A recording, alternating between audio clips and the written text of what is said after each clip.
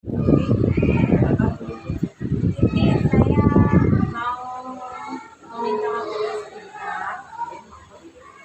Kebetulan saya ada tugas dari Bapak untuk mewawancarai KS berhubungan dengan kasus dilema etika dan juga masukan moral yang ada pada lembaga. Mungkin Bu Nini bisa cerita tentang kasus yang ada di sekolah ini, mungkin dari siswanya atau dari gurunya. Ya namanya sekolah itu pasti masyarakat kasus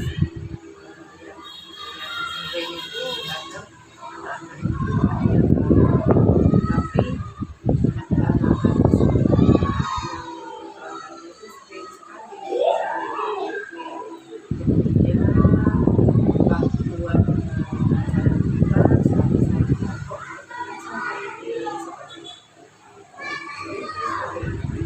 Apakah ada solusi Bu Titi untuk mengatasi supaya anak tersebut bisa hadir tepat waktunya gitu?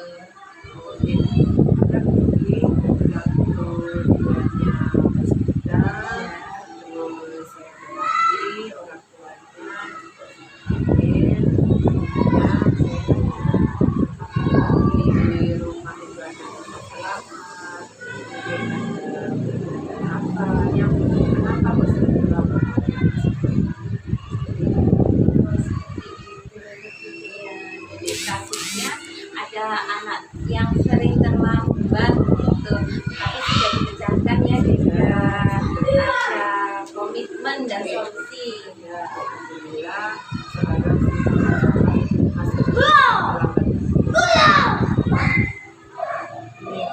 Ini ada beberapa pertanyaan gitu ya yang ada di Google. Yang pertama, bagaimana Bu Titi mengidentifikasi kasus-kasus yang merupakan dilema etika atau kecurangan?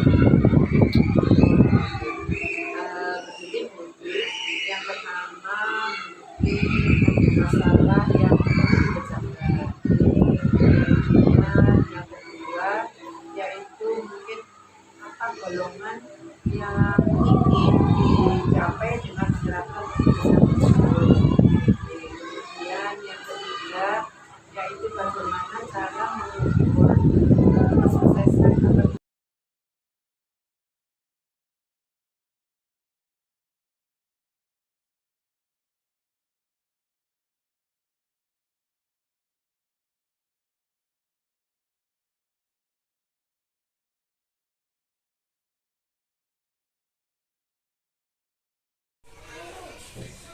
Assalamualaikum warahmatullahi wabarakatuh.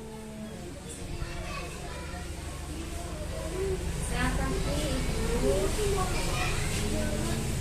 Perkenalkan, saya Luki Windiani, calon guru penggerak angkatan 5 dari PTK Surya. Ini mewawancarai KS TK Akabatu berhubung dengan tema dilema etika dan kejujuran moral. Ibu, mohon maaf ya Bu ya, sebelumnya apakah ada kasus yang bisa diangkat untuk topik dilema etika ini Bu? Mungkin dari sini kasus dari murid, dari guru, atau dari lingkungan sekolah sendiri. Pertama-tama awal kasus ada satu kasus mengenai murid di TKA Pemuda sendiri. Anak itu ya sekolahnya tidak pernah datang. Dia tidak pernah datang ke sekolah dikarenakan tidur. Karena setelah saya tanyakan ke orang tuanya, ibunya bersedia, anak itu tidak pernah tidur di bawah. Tidurnya pas waktu jam 4 subuh. Setelah itu saya telusuri lagi, kenapa kok dia tidak tidur di malam hari, kok tidurnya jam 4 pagi. Ternyata orang tuanya itu pergi ke datang ke pasar.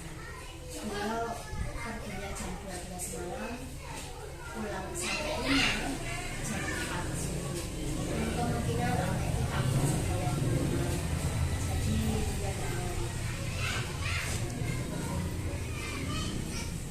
Jadi ada solusi dari lembaga itu untuk menangani kasus tersebut. Alhamdulillah ada solusi. Setelah kita berusaha mengobati terus menerus kepada anak juga kepada orang tua, kita sama-sama mencari solusi yang terbaik. Akhirnya ditemukan solusi.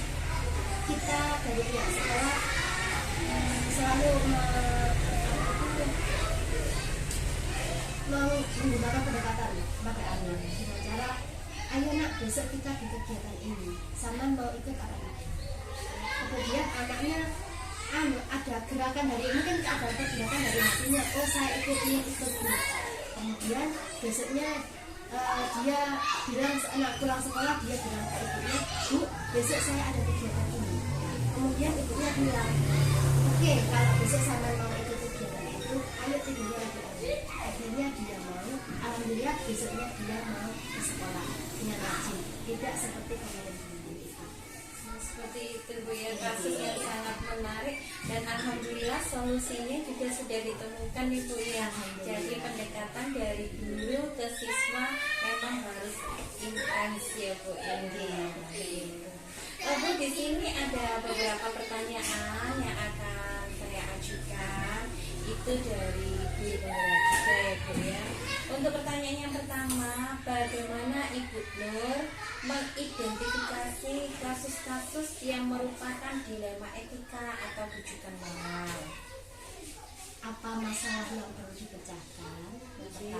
Yang pertama, apa goal yang ingin dicapai dengan menerapkan keputusan ini? Yang ketiga, bagaimana cara kita mengukur kesuksesan atau keberhasilan? Saya ingin mengajukan beberapa pertanyaan terkait dengan untuk pertanyaan yang pertama, bagaimana Bu Nur mengidentifikasi kasus-kasus yang merupakan dilema etika atau rujukan moral? Yang pertama, apa masalah yang ingin dipecahkan? Yang kedua, apa goal yang ingin dicapai dengan menerapkan keputusan itu? Yang ketiga, bagaimana cara mengukur kesuksesan atau keberhasilan? Selanjutnya, bagaimana Bu Nur menjalankan pengambilan keputusan di sekolah, terutama untuk kasus-kasus di mana ada dua kepentingan yang sama-sama benar atau sama-sama mengandung nilai kebajikan? Dengan mengambil keputusan yang tepat, keputusan secara langsung atau keputusan yang tidak secara.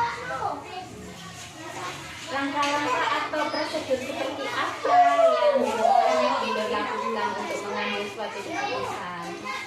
Yang pertama, ada beberapa langkah. Yang pertama, mengenali bahwa ada nilai-nilai yang bertentangan dalam situasi ini. Yang kedua, menentukan siapa yang terlibat dalam situasi ini. Yang ketiga, mengumpulkan fakta-fakta yang relevan dengan situasi ini.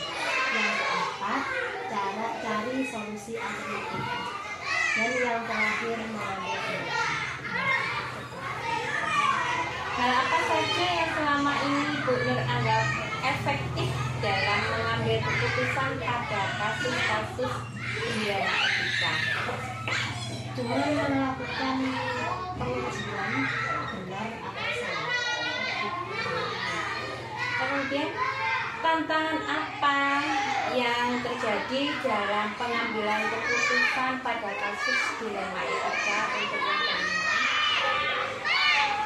Adanya nilai-nilai kebajikan mendasar yang bertentangan seperti cinta dan kasih sayang, kebenaran, keadilan, kebebasan, persatuan, toleransi, tanggung jawab, dan penghargaan. Apakah Bu Nur memiliki jadwal tertentu untuk menyelesaikan sebuah kasus dilema etika atau langsung pada saat itu di tempat itu? Dengan melihat masalahnya, jika masalah tersebut tidak terlalu berat, maka akan terselesaikan secara langsung. Tapi sebaliknya, kami akan jadwalkan ulang sampai ada keputusan yang benar-benar sehat dan tetap Adakah seseorang yang bisa membantu, mempermudah panjenengan untuk mengambil keputusan pada kasus dilema itu? biasanya yang membantu adalah dewan guru yayasan dan dilakukan dengan cara musyawarah bersama. Dari semua hal yang telah Ibu sampaikan, apa yang bisa dipetik dari pengalaman mengambil keputusan dilema etika? Yang pertama, melakukan demi kebaikan orang banyak. Yang kedua, menjunjung tinggi prinsip-prinsip atau nilai-nilai dalam hidup kita. Yang ketiga, melakukan apa yang kita harapkan orang lain akan lakukan kepada diri kita. Oh ya, seperti itu ya. Jadi tadi beberapa pertanyaan yang kami ajukan. Jadi bisa ditarik kesimpulannya dari pengalaman yang telah beliau sampaikan, ada 3 kesimpulan. Yang pertama itu melakukan demi kebaikan orang banyak, menjunjung tinggi prinsip dan nilai dalam diri, kemudian melakukan apa yang diharapkan orang banyak dengan tidak merugikan orang lain. Seperti itu